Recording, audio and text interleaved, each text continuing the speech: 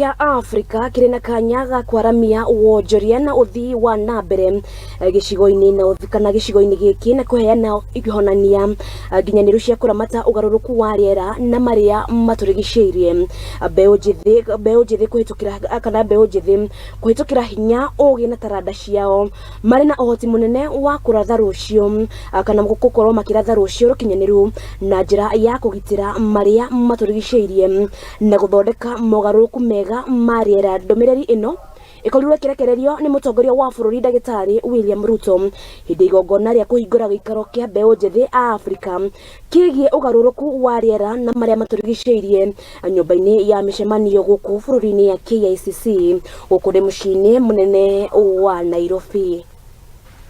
This opportunity to ask all of us to be upstanding as we welcome His Excellency President Dr. William Ruto to address this gathering. Karibu, Your Excellency. Thank you. The Youth Summit to inform the final declaration of the African position. And I want to guarantee you that it will be left, right, front, and center in our declaration.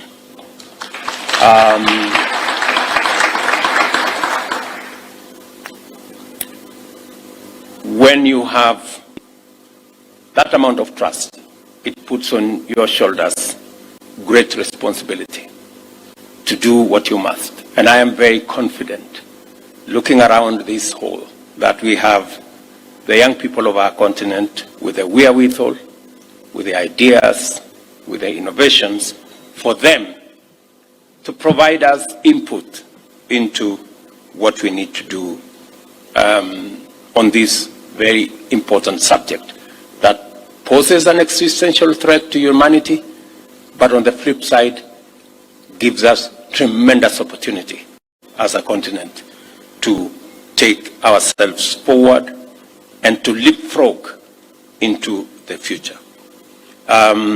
Congratulations again for the teams that have put this together. You have our support.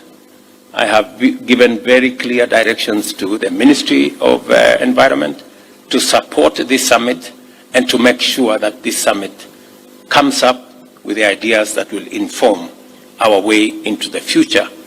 Because as I said, in here sit the people, the men and women, people of our who are the greatest stakeholders for our present and our future.